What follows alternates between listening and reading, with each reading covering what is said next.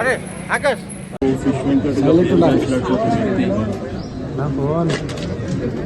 మరి తెలుగు చలనచిత్ర పరిశ్రమలో తనకంటూ ఒక ప్రత్యేక స్థానం కల్పించుకోవడమే కాకుండా అందరికీ కూడా